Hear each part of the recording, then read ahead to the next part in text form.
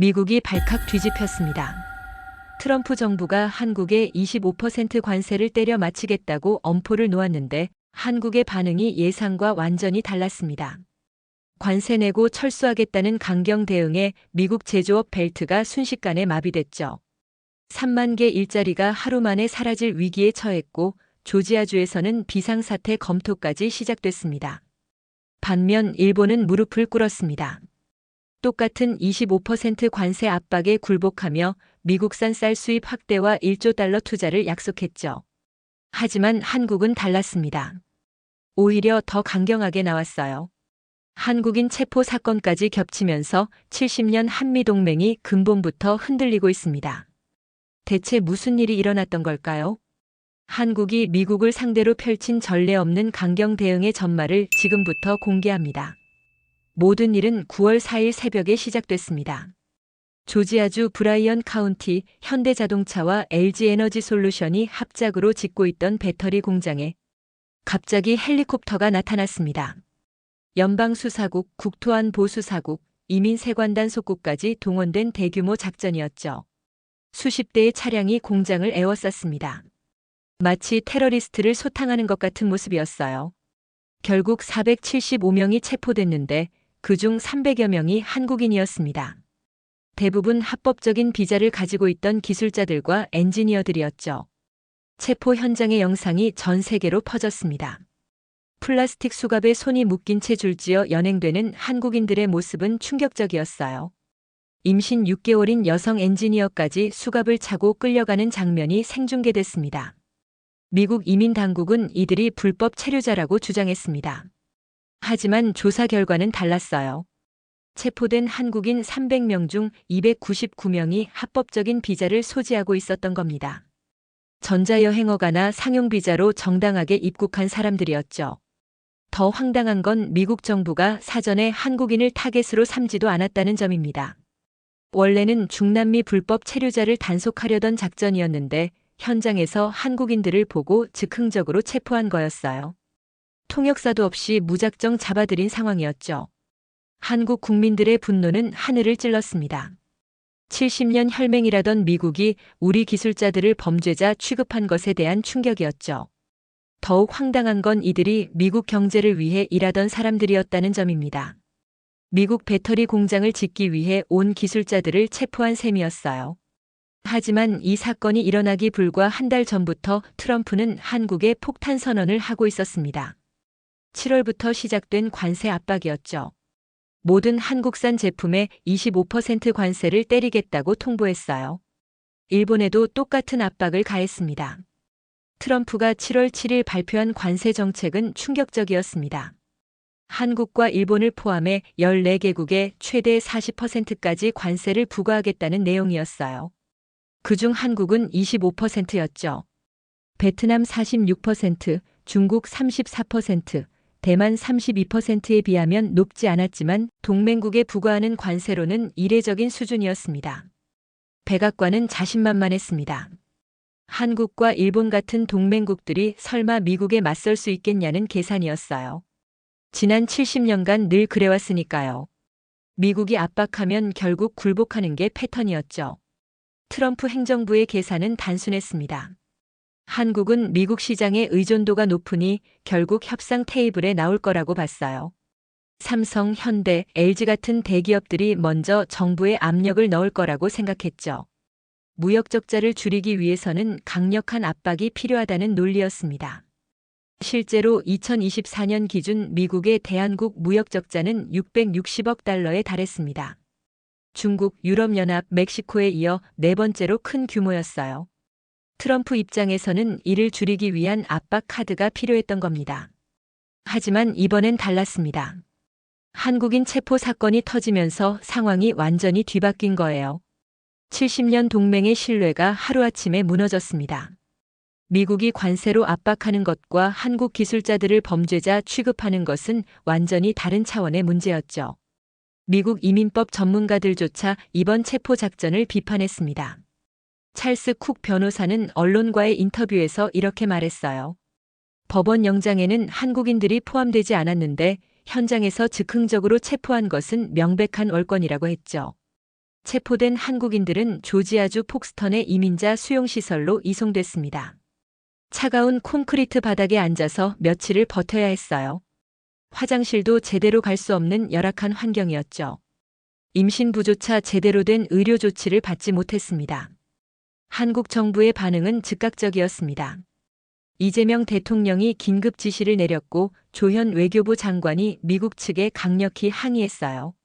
주미 대사관 총영사를 현장에 급파하고 변호인단을 꾸려 대응에 나섰죠. 하지만 미국의 초기 반응은 냉담했습니다. 적법한 절차에 따른 법 집행이었다는 입장만 되풀이했어요.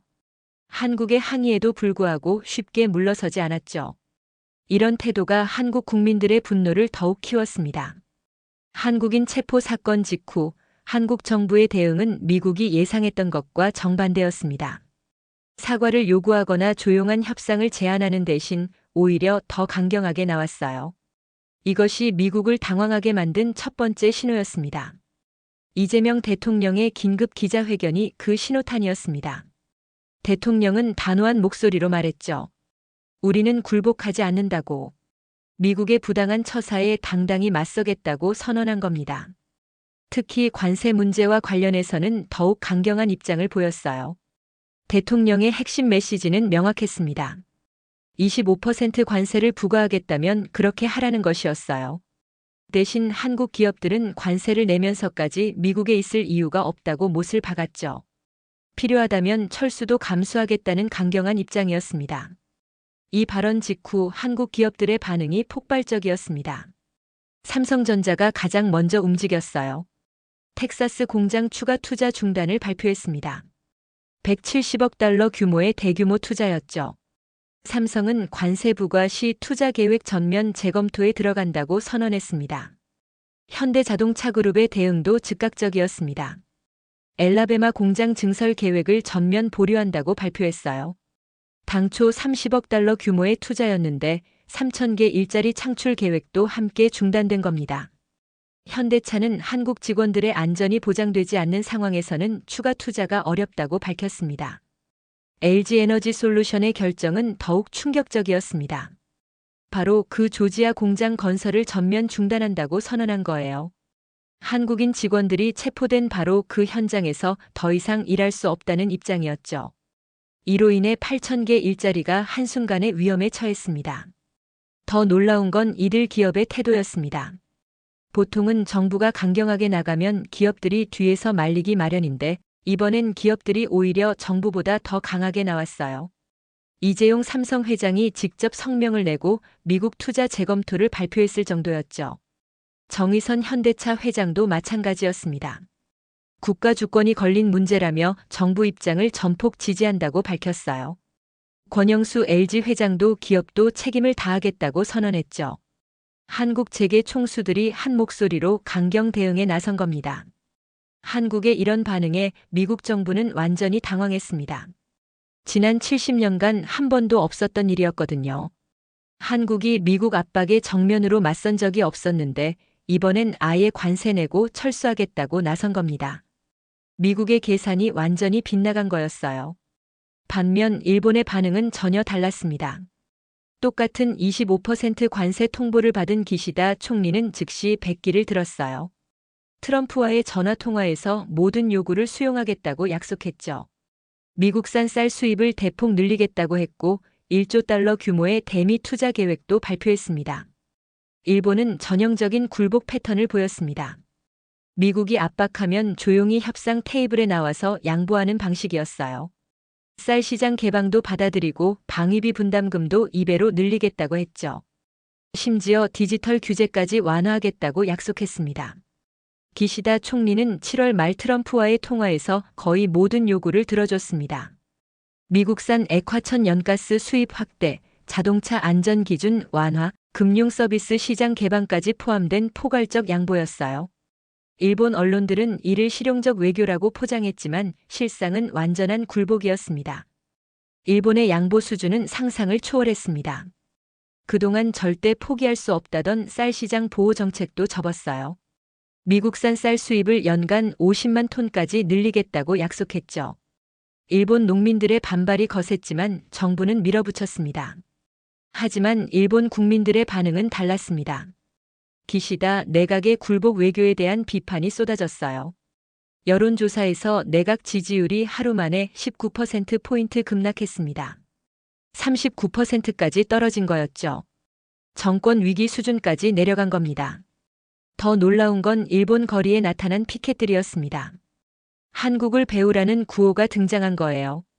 한국처럼 당당하게 거부했어야 했다는 목소리가 나왔죠. 도쿄 신주쿠에서는 수백 명이 모여 정부의 굴복 외교를 규탄하는 집회를 열기도 했습니다. 일본 언론들도 분위기가 바뀌었습니다. 아사히 신문은 사설에서 한국의 용기를 본받아야 한다고 썼어요. 요미우리 신문도 기시다 정부의 굴복 외교를 비판했죠. 마이니치 신문은 아예 한국의 강경 대응을 찬양하는 특집 기사를 내보냈습니다. 미국 입장에서는 일본의 굴복이 오히려 독이 됐어요. 한국과 너무 극명하게 대비됐거든요. 일본은 굴복하고 한국은 당당히 맞선다는 구도가 만들어진 겁니다. 이런 대비가 한국의 입장을 더욱 부각시켰죠. 트럼프 행정부는 한국도 결국 일본처럼 나올 거라고 기대했지만 현실은 정반대였습니다. 한국은 오히려 더 강경해졌어요. 관세 25% 받고 철수한다는 입장을 굽히지 않았죠.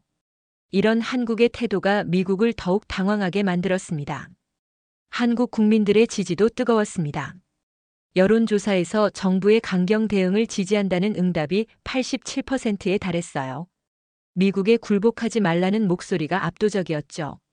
이런 국민적 지지가 정부의 강경 노선에 힘을 실어줬습니다. 한국 기업들의 투자 중단 발표가 잇따르자 미국 제조업계에 충격파가 몰아쳤습니다. 하루 만에 3만 개가 넘는 일자리가 위험에 처했어요. 트럼프 행정부가 전혀 예상하지 못했던 역풍이었죠. 가장 큰 타격을 받은 곳은 조지아주였습니다. 현대차와 LG에너지솔루션의 배터리 공장에서만 8,000명을 고용할 예정이었는데 이 계획이 전면 중단됐죠. 브라이언 캠프 조지아 주지사는 급히 비상사태 선포를 검토하기 시작했습니다. 캠프 주지사의 당황은 이해할 만했습니다. 조지아주는 그동안 한국 기업 유치에 올인했거든요.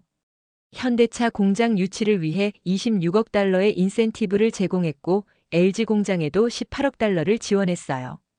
총 44억 달러를 투입했는데 하루아침에 물거품이 될 위기에 처한 겁니다. 더 심각한 건 지역 경제 전체가 흔들린다는 점이었어요. 배터리 공장을 중심으로 협력 업체들이 몰려들 계획이었는데 이 모든 것이 중단된 거죠. 부동산 가격도 요동쳤습니다. 공장 주변 땅값이 하루 만에 20% 이상 폭락했어요. 텍사스주도 마찬가지였어요.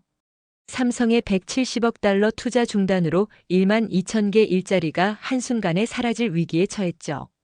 그렉 에벗 텍사스 주지사가 직접 백악관에 전화해서 항의했을 정도였습니다. 공화당 소속인 에벗 주지사가 트럼프를 비판한 건 이례적인 일이었어요. 테일러시에서는 주민들이 긴급 집회를 열었습니다. 삼성 공장에서 일할 예정이던 지역 주민 2,000여 명이 모여 정부 정책을 규탄했어요. 한국 기업을 돌아오게 해달라는 피켓을 들고 시위를 벌였죠. 공화당 텃밭에서 이런 반정부 시위가 벌어진 건 충격적이었습니다. 더 심각한 건 공급망의 붕괴였어요. 한국 기업들이 미국 제조업에서 차지하는 비중이 생각보다 훨씬 컸던 겁니다. 반도체 분야에서는 삼성과 SK 하이닉스가 없으면 아예 생산이 불가능했죠. 미국 반도체 시장의 67%를 한국이 차지하고 있었어요. 자동차 부품도 마찬가지였습니다. 현대모비스와 LG전자가 공급하는 핵심 부품들이 끊기면서 제너럴 모터스와 포드의 생산 라인이 멈춰 서기 시작했어요. 디트로이트 자동차 공장들이 하나둘 가동을 중단했습니다. 포드 자동차의 경우 한국산 배터리 없이는 전기차 생산이 불가능했어요. 제너럴 모터스도 LG화학 배터리에 전적으로 의존하고 있었죠. 테슬라마저 SK온과 LG에너지솔루션의 배터리가 필요한 상황이었습니다. 월스트리트는 패닉 상태에 빠졌어요. 9월 9일 다우지수가 하루 만에 847포인트 급락했죠. 나스닥도 987포인트 떨어졌습니다. 미국 제조업 주가는 더욱 참혹했어요. 자동차주가 평균 15% 이상 폭락했고 반도체주도 12% 넘게 떨어졌습니다. 연방준비제도 이사회가 긴급 회의를 소집했습니다. 한국 기업들의 투자 중단이 미국 경제에 미칠 파급 효과를 분석하기 위해서였죠. 제롬 파월 의장은 회의 후 브리핑에서 상황의 심각성을 인정했어요. 최악의 경우 경기 침체로 이어질 수 있다는 전망을 내놨습니다. 각 주지사들의 항해 전화가 백악관으로 빗발쳤어요. 놀랍게도 공화당 소속 주지사들까지 트럼프를 비판하기 시작했죠. 자신들 지역의 일자리가 사라지는데 가만히 있을 수 없었던 겁니다. 당론보다 지역 이익이 우선이었어요.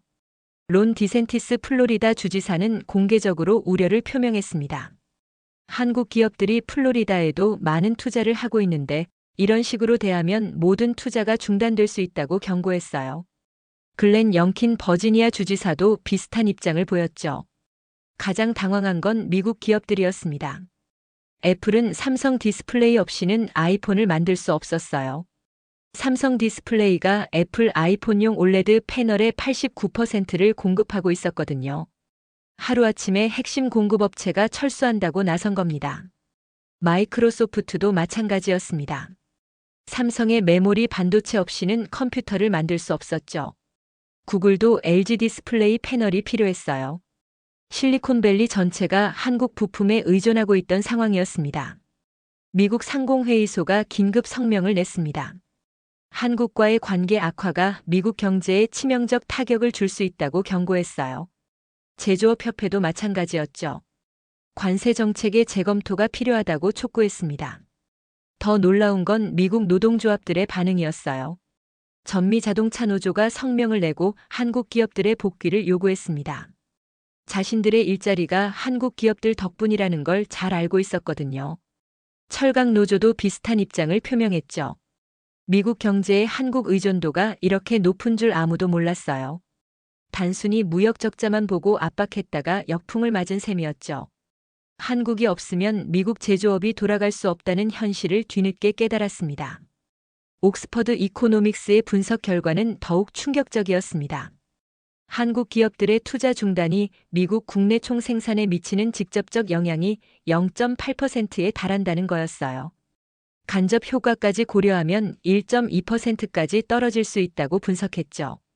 트럼프 행정부는 급히 대책 회의를 소집했지만 뾰족한 수가 없었어요. 한국을 달래려고 해도 이미 관계가 틀어진 상황이었죠. 한국인 체포 사건 때문에 한국 국민들의 반미 감정이 하늘을 찔렀거든요.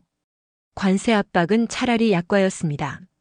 가장 먼저 움직인 건 유럽연합이었어요. 독일과 프랑스가 공동 성명을 내고 한국의 입장을 지지한다고 발표했죠. 이는 미국의 일방적 관세 정책에 대한 국제사회의 첫 번째 공식 반발이었습니다.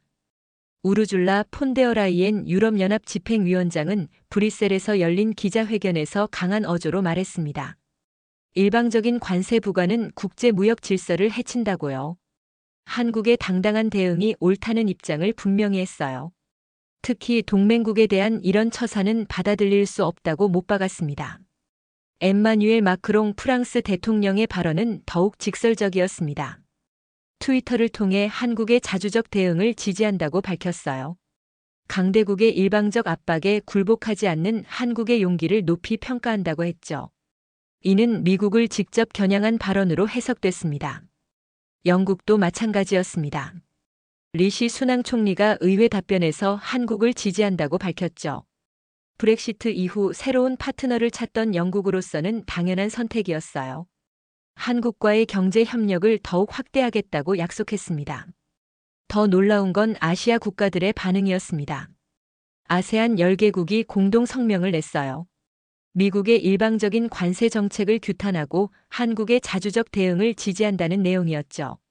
아세안이 미국과 중국 사이에서 중립을 지켜오던 것을 고려하면 파격적인 결정이었습니다.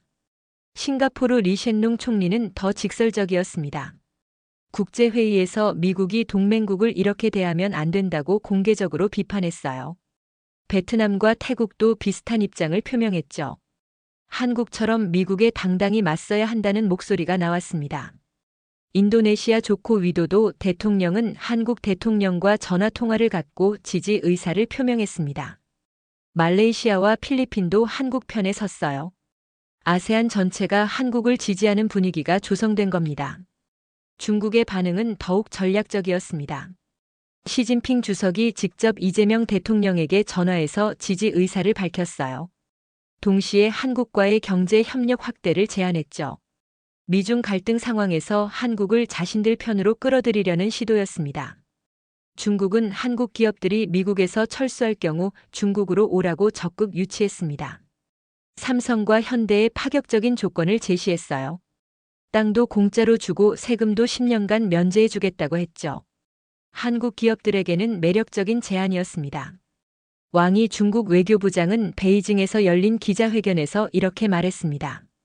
한국의 자주적 외교를 존중한다고 중국은 언제나 한국의 좋은 파트너가 되겠다고 했어요. 이는 미국을 겨냥한 메시지로 받아들여졌습니다. 러시아도 가세했습니다. 블라디미르 푸틴 대통령이 한국과의 협력을 늘리자고 제안했어요. 에너지 분야에서 특별한 조건을 주겠다고 했죠. 미국 견제 차원에서 한국을 끌어들이려는 전략이었어요. 인도의 나렌드라 모디 총리도 한국을 지지한다고 발표했습니다. 한국 기업들이 인도에 투자하면 최대한 지원하겠다고 약속했어요. 미국 대신 인도를 선택하라는 메시지였죠. 한국과 인도의 경제 협력 확대 방안도 논의하자고 제안했습니다. 호주의 반응은 처음에는 조심스러웠습니다. 미국과의 관계를 고려해 중립을 지키려 했지만 결국 한국 편을 들었어요. 앤서니 앨버니지 총리가 미국의 일방적 조치에 우려를 표명했죠. 호주도 미국의 관세 압박을 받고 있던 터라 한국의 동질감을 느꼈던 겁니다. 캐나다의 저스틴 트리도 총리도 한국의 입장에 이해를 보인다고 발표했어요. 자신들도 트럼프의 관세 압박을 받고 있던 터라 한국의 상황을 충분히 이해한다고 했죠. 동맹국끼리 서로 지지해야 한다는 메시지를 보냈습니다. 가장 충격적인 건 일본 국민들의 반응이었습니다. 도쿄 시내에 한국을 배우라는 시위대가 등장했어요. 자국 정부의 굴복을 부끄러워하는 목소리가 쏟아졌죠. 신주쿠와 시부야에서 수백 명이 모여 기시다 정부를 규탄하는 집회를 열었습니다. 일본 언론들도 한국을 칭찬하기 시작했습니다. 아사히 신문은 사설에서 한국의 용기를 본받아야 한다고 썼어요. 요미우리 신문도 기시다 정부의 굴복 외교를 비판했죠. 마이니치 신문은 한국의 자주 외교를 모범 사례로 소개했습니다. 심지어 일본의 보수 언론인 산케이 신문까지도 한국의 대응을 긍정적으로 평가했어요. 주권 국가로서 당연한 대응이라고 썼죠. 일본 전체가 자국 정부의 굴복과 한국의 당당함을 대비하며 부러워하는 분위기였습니다. 국제 언론들의 반응도 압도적으로 한국 편이었습니다.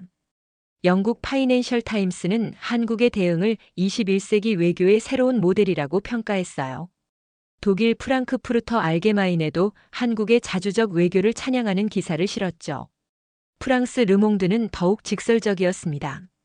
미국의 일방적 압박에 굴복하지 않는 한국의 모습이 다른 중소국가들에게 희망을 준다고 썼어요. 스페인 엘파이스도 한국을 새로운 외교 강국으로 평가했습니다. 심지어 미국 언론들도 한국을 지지하는 목소리가 나왔어요. 뉴욕타임스는 사설에서 트럼프의 관세 정책이 동맹을 파괴하고 있다고 비판했죠.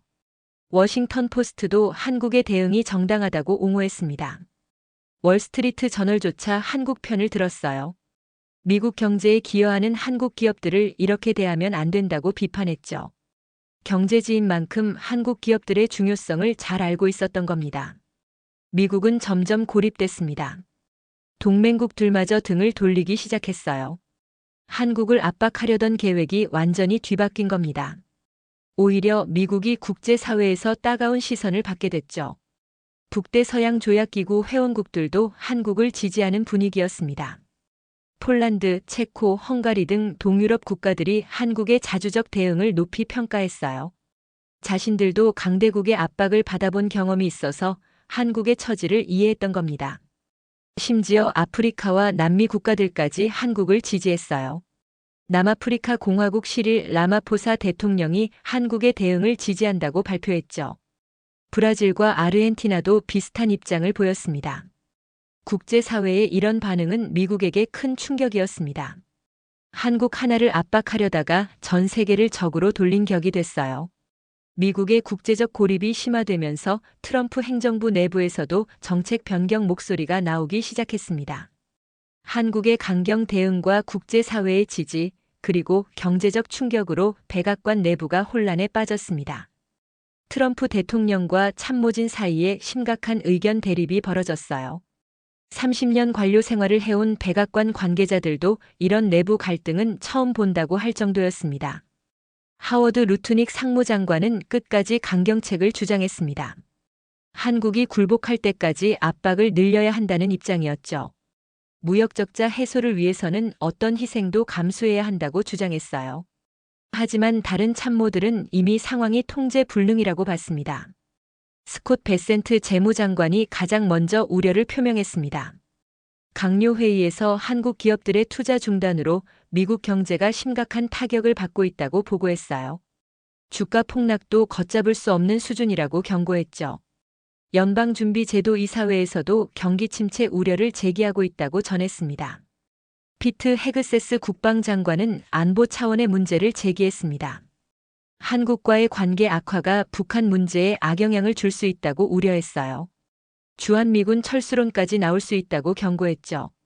중국이 이 틈을 타서 한국을 자신들 편으로 끌어들이려 한다는 정보도 보고했습니다. 마르코 루비오 국무장관은 외교적 해결을 강력히 주장했습니다. 더 이상 관세로 압박하면 70년 한미동맹이 근본부터 흔들릴 수 있다고 봤어요. 국제사회에서 미국의 고립도 심각한 수준이라고 보고했죠. 협상을 통한 타협이 시급하다고 건의했습니다. 하지만 트럼프는 쉽게 물러서지 않았습니다. 자신의 핵심 공약이 관세 정책이었거든요. 여기서 후퇴하면 정치적 타격이 클 거라고 판단했어요. 한국 정도는 결국 굴복할 거라는 기존 생각을 버리지 못했죠. 백악관 내부 소식통에 따르면 트럼프는 참모들에게 이렇게 말했다고 합니다. 한국이 며칠만 더 버티면 결국 무릎을 꿇을 거라고, 지금 물러서면 다른 나라들도 미국을 우습게 볼 거라고 했어요. 하지만 참모들은 상황이 이미 돌이킬 수 없는 지경까지 왔다고 판단했습니다. 더 큰 문제는 공화당 내부의 균열이었습니다. 텍사스, 조지아, 엘라베마 출신 공화당 의원들이 트럼프를 공개적으로 비판하기 시작했어요. 자신들 지역구의 일자리가 사라지는데 가만히 있을 수 없었던 거죠. 당론보다 지역 이익이 우선이었습니다. 테드 크루즈 텍사스 상원 의원이 가장 격렬하게 반발했습니다. 상원 본회의에서 삼성 투자 중단으로 텍사스가 큰 피해를 보고 있다고 성명을 냈어요. 대통령의 관세 정책을 재검토해야 한다고 공개적으로 주장했죠. 같은 공화당 소속이 대통령을 비판한 건 충격적이었습니다. 마저리 테일러 그린 조지아 하원 의원도 마찬가지였습니다. 평소 트럼프의 열성 지지자였던 그린 의원이 정책을 비판한 것은 이례적이었어요. 현대차 공장 중단으로 조지아 경제가 휘청이고 있다고 성토했죠. 한국과의 관계 회복이 시급하다고 촉구했습니다. 톰 코튼 아칸소 상원 의원은 더욱 직설적이었습니다. 한국은 70년간 미국의 가장 충실한 동맹이었는데 이를 하루아침에 적으로 만들었다고 비판했어요. 트럼프의 외교 감각을 의심한다고까지 말했죠. 민주당은 이 기회를 놓치지 않았습니다. 척 슈머 상원 원내대표가 기자회견에서 트럼프의 관세 정책을 맹비난했어요. 미국을 국제사회에서 고립시켰다고 공격했죠. 한국은 우리의 소중한 동맹인데 이를 파괴한 책임이 크다고 했습니다. 낸시 펠로시 전 하원의장도 가세했습니다. 한국은 70년간 혈맹이었는데 이를 하루아침에 무너뜨렸다고 비판했어요. 트럼프의 외교 무능을 질타했죠. 한국인 체포 사건까지 언급하며 인권 침해라고 규탄했습니다. 하원에서는 한국 지지 결의안이 발의됐습니다. 민주당 주도로 시작됐지만 공화당 의원들도 상당수 동참했어요. 특히 한국 기업이 투자한 지역 출신 의원들이 적극 지지했죠. 초당적 지지를 받을 가능성이 높아 보였습니다. 언론들도 트럼프를 몰아붙였습니다. 뉴욕타임스는 연일 사설에서 트럼프의 관세 정책이 완전히 실패했다고 보도했어요. 워싱턴 포스트는 미국이 국제사회에서 신뢰를 잃었다고 분석했죠. 월스트리트 저널까지도 경제적 피해를 우려하는 기사를 쏟아냈습니다. 보수 성향의 폭스뉴스조차 비판적 보도를 시작했습니다. 한국 기업들의 미국 기여도를 강조하며 관계 회복의 필요성을 제기했어요. 시청자들의 반응도 정부 정책에 비판적이었죠. 여론조사 결과는 더욱 충격적이었습니다. 트럼프의 지지율이 9월 들어 12%포인트 급락했어요. 특히 제조업 지역에서 지지율 하락이 심각했죠. 조지아와 텍사스에서는 20%포인트 가까이 떨어졌습니다. 2026년 중간선거는 물론 2028년 대선까지 영향을 줄 수 있는 수준이었어요. 공화당 원로들이 나서서 트럼프를 설득하기 시작했습니다. 미치 맥코널 전 상원 원내대표가 백악관을 찾아가서 정책 변경을 건의했어요. 이대로 가면 당이 큰 타격을 받는다고 경고했죠. 2026년 중간선거에서 참패할 수 있다고 우려를 표명했습니다. 백악관 참모들은 출구 전략을 찾기 시작했습니다. 체면을 지키면서 한국과의 관계를 회복할 방법을 모색했어요. 하지만 이미 상황이 너무 악화된 후였죠. 한국 국민들의 반미 감정이 하늘을 찌르고 있어서 쉽게 수습되지 않을 상황이었습니다. 스티브 배넌 전 백악관 전략 담당관까지 나서서 정책 변경을 촉구했습니다. 트럼프의 핵심 지지자였던 배넌이 비판에 나선 건 상징적이었어요. 한국과의 관계 악화가 미국 우선주의에도 도움이 되지 않는다고 지적했죠. 한국인 체포 사건과 관세 분쟁으로 미국 내 한국계 사회가 들끓었습니다. 평소 조용했던 한인들이 분노에 찬 목소리를 내기 시작했어요. 70년간 성실하게 살아온 한인들이 처음으로 정치적 목소리를 낸 역사적 순간이었죠. 가장 먼저 움직인 건 실리콘밸리의 한국계 기업인들이었습니다. 쿠팡, 네이버, 크래프톤 등 주요 한국 기업 창업자들이 공동 성명을 냈어요. 미국 정부의 처사가 부당하다고 강력히 항의했죠. 이들은 한국 기업들이 미국 경제에 기여한 바를 구체적 숫자로 제시했습니다. 한국계 기업들이 미국에서 창출한 일자리만 50만 개가 넘었어요. 세금으로 납부한 금액도 연간 300억 달러에 달했죠. 이런 기여를 무시하고 한국인을 범죄자 취급한 것에 대한 분노가 컸습니다. 한미경제협회가 발표한 자료는 더욱 충격적이었습니다. 한국 기업들의 미국 투자 규모가 총 2천억 달러에 이른다는 내용이었어요. 삼성, 현대, LG만으로도 10만 명 이상을 고용하고 있었죠. 이런 기업들을 적대시하는 것은 미국 경제의 자해행위라고 비판했습니다. 더 놀라운 건 풀뿌리 한인 사회의 각성이었습니다. 로스앤젤레스 코리아타운에서 대규모 집회가 열렸어요. 1만 5천 명이 넘는 한국계 미국인들이 거리로 나왔죠. 한인 이민 사상 최대 규모의 시위였습니다. 집회에는 1세대 이민자들부터 4세대까지 다양한 세대가 참여했습니다. 특히 한국 전쟁 참전 용사 가족들의 참여가 눈에 띄었어요. 미군을 위해 목숨을 바쳤던 조부모를 둔 젊은이들이 팻말을 들고 행진했죠. 89세 김영옥 할머니의 증언이 특히 인상적이었습니다. 남편 고 김철수 씨가 한국 전쟁에서 미군과 함께 싸웠는데 이제 와서 한국인을 이렇게 대하냐며 눈물을 흘렸어요. 70년 혈맹이 이런 식으로 대접받는 게 말이 되냐고 호통쳤죠. 할머니는 떨리는 목소리로 계속 말했습니다.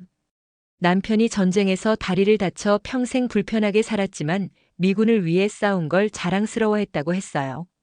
하지만 지금 이런 대우를 받는다면 남편이 얼마나 억울해할지 모르겠다며 오열했죠. 뉴욕에서도 타임스 스퀘어에 한국계 시위대가 몰렸습니다.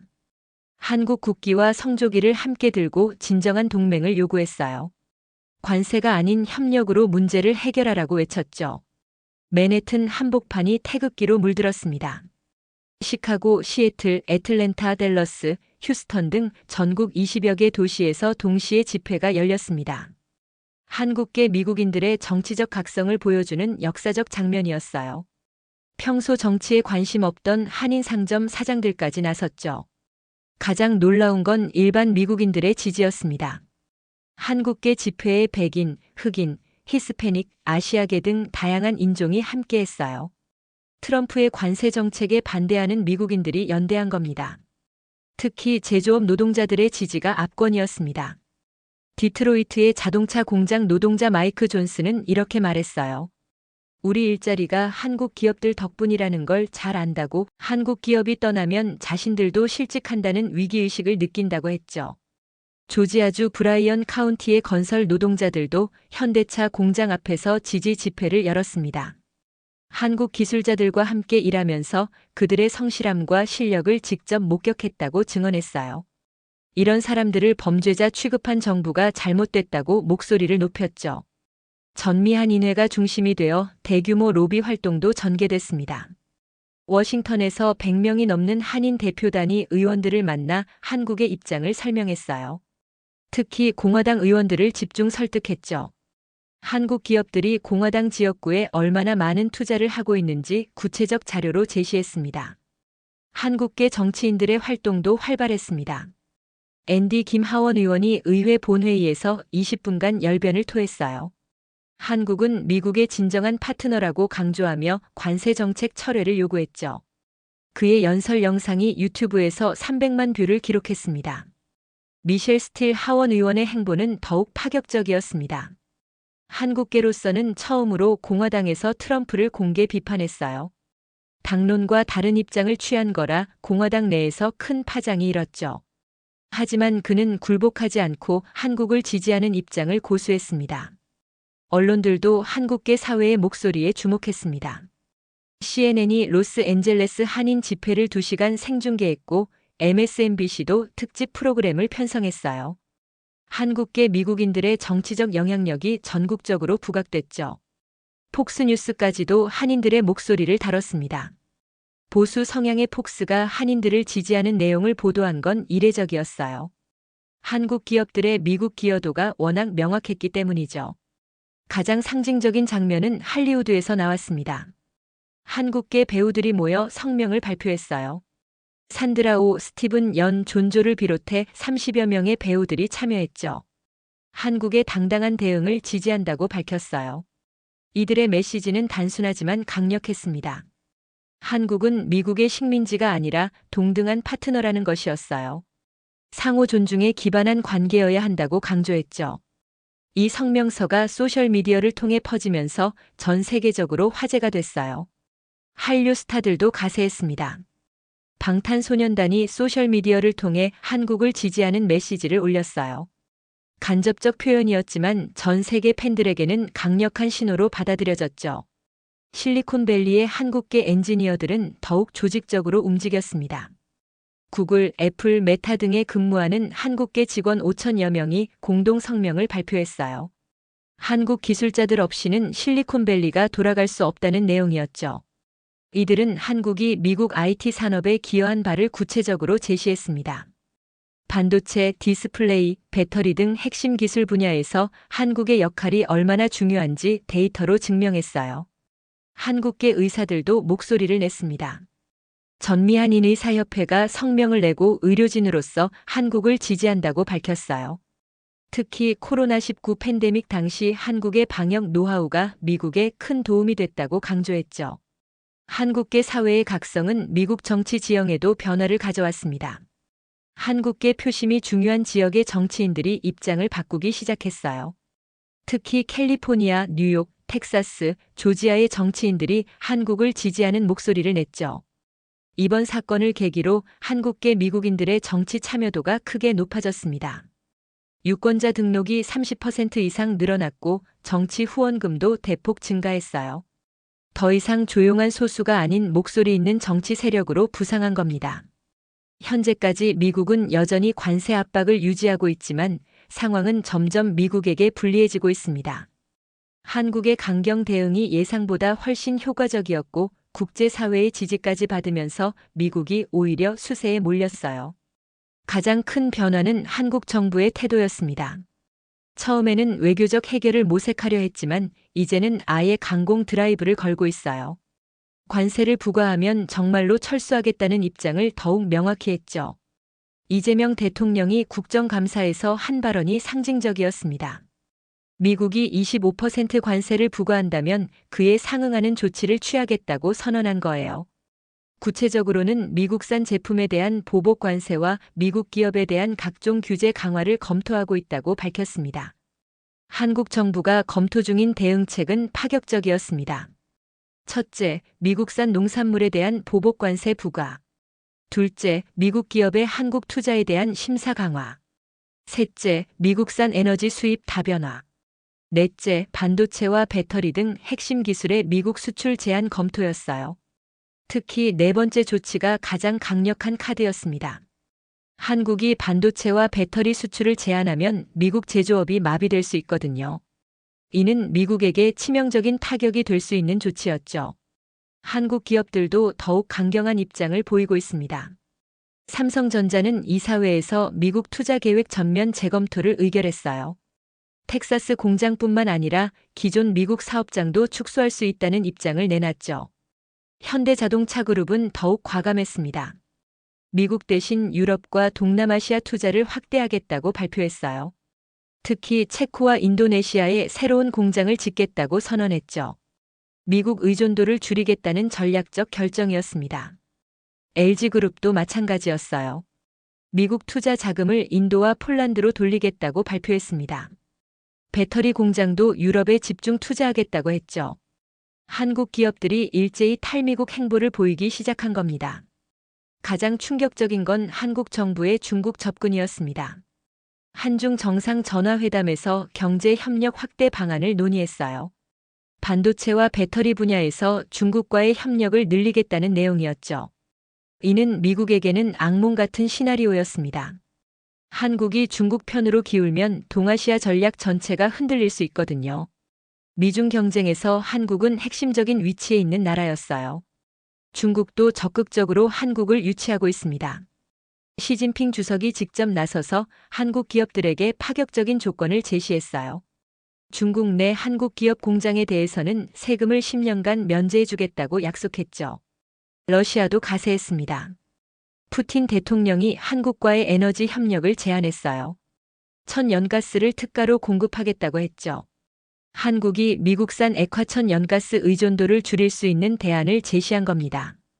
유럽연합도 한국을 적극 유치하고 있어요. 독일과 프랑스가 한국 기업들에게 투자 인센티브를 제공하겠다고 제안했죠.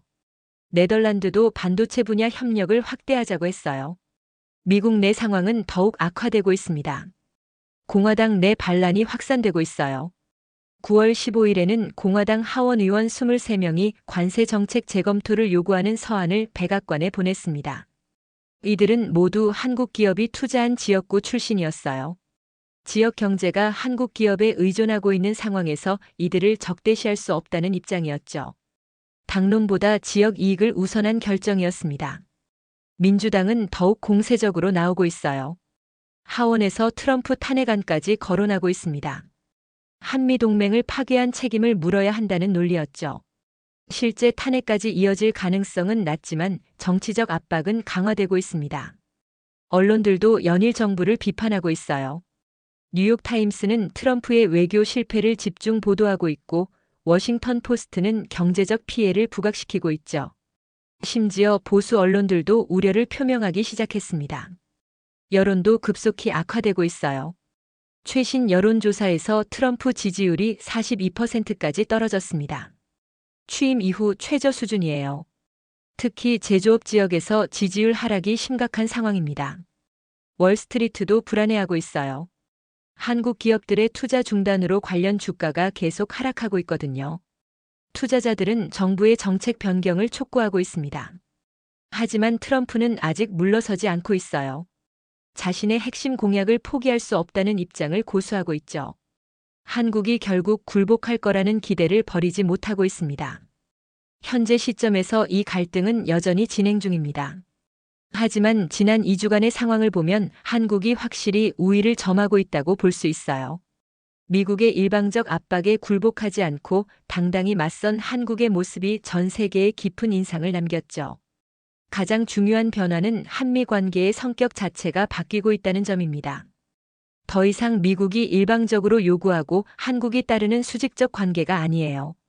한국이 자신의 입장을 분명히 하고 필요하면 강력히 맞설 수 있다는 걸 보여준 겁니다. 이번 사건은 다른 나라들에게도 큰 영향을 미치고 있습니다. 중소국가들이 강대국의 압박에 어떻게 대응해야 하는지 보여주는 모범 사례가 됐어요. 베트남, 태국, 말레이시아 등이 한국의 사례를 주목하고 있죠. 유럽 국가들도 미국과의 관계를 재정립하고 있습니다. 독일과 프랑스가 한국을 지지한 것은 미국의 일방주의에 대한 경고 메시지였어요. 유럽도 더 이상 미국의 압박을 무조건 받아들이지 않겠다는 의지를 보인 겁니다. 일본의 경우는 정반대의 교훈을 얻었습니다. 굴복 외교의 한계가 명확해진 거예요. 일본 국민들이 자국 정부를 비판하고 한국을 부러워하는 모습은 상징적이었죠. 앞으로 일본도 외교 방식을 바꿀 가능성이 높습니다. 중국은 이번 기회를 최대한 활용하려 하고 있어요. 한국을 자신들 편으로 끌어들이려는 시도를 계속하고 있죠. 미국과 갈등하는 한국에게 대안을 제시하는 전략을 펼치고 있습니다. 러시아와 인도도 비슷한 접근을 보이고 있어요. 미국 중심의 질서에 균열이 생긴 틈을 타서 한국과의 관계를 강화하려 하고 있죠. 다극화된 국제 질서의 한 단면을 보여주는 모습입니다. 미국 내에서는 변화의 조짐이 나타나고 있습니다. 공화당 내 반란이 확산되고 있고 여론도 정부 정책에 비판적으로 변하고 있어요. 트럼프가 언제까지 버틸 수 있을지 의문입니다. 경제적 압박도 계속 커지고 있어요. 한국 기업들의 투자 중단으로 미국 제조업이 큰 타격을 받고 있거든요. 이런 상황이 계속되면 정책 변경 압박이 더욱 강해질 것 같습니다. 한국 입장에서는 이번 사건이 큰 전환점이 됐어요. 더 이상 강대국 눈치만 보는 나라가 아니라는 걸 보여줬죠. 국제사회에서 한국의 위상이 한 단계 올라간 것 같습니다. 한국 국민들의 자긍심도 크게 높아졌어요. 미국에 굴복하지 않고 당당하게 맞선 정부를 자랑스러워하고 있죠. 이런 국민적 지지가 정부의 강경 노선에 계속 힘을 실어주고 있습니다. 경제적으로도 새로운 기회가 열리고 있어요. 유럽과 아시아 국가들이 한국과의 협력을 확대하려 하고 있거든요. 미국 의존도를 줄이고 경제 파트너를 다변화할 수 있는 기회가 됐죠. 앞으로의 전망을 보면 몇 가지 시나리오가 가능합니다. 첫째, 미국이 결국 관세 정책을 철회하고 한국과 협상에 나서는 것. 둘째, 갈등이 계속되면서 한미 관계가 근본적으로 변화하는 것. 셋째, 한국이 중국 등 다른 파트너와의 협력을 확대하는 것입니다. 어떤 시나리오가 현실이 되든 한 가지는 분명해 보여요. 이번 사건을 계기로 한국의 외교가 더욱 자주적이고 당당해졌다는 점입니다. 더 이상 강대국의 압박에 무조건 굴복하지 않는 나라가 됐어요. 국제사회도 한국을 다른 시각으로 보기 시작했습니다. 작지만 강한 나라, 원칙을 지키는 나라라는 이미지를 얻었어요. 이는 앞으로 한국의 외교에 큰 자산이 될 것 같습니다. 무엇보다 이번 사건이 주는 가장 큰 교훈은 작은 나라도 원칙과 소신을 지키면 강대국과 맞설 수 있다는 것입니다.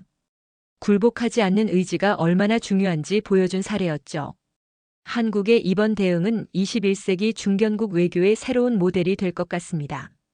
강대국의 압박에 굴복하는 대신 당당히 자신의 입장을 관철하는 외교 말이에요. 다른 나라들도 한국의 사례를 참고할 것 같습니다. 결국 진정한 동맹은 일방적인 복종이 아니라 상호 존중에서 나온다는 걸 확인한 사건이었습니다. 한국이 세계에 보여준 당당함이 새로운 외교 질서의 출발점이 되기를 기대해 봅니다. 감동 스팟이 전해드린 오늘 사연은 여기까지입니다. 사연의 주인공에게 응원의 댓글을 남겨주세요. 사연이 마음에 드셨다면 좋아요와 구독 부탁드립니다. 시청해주셔서 감사합니다.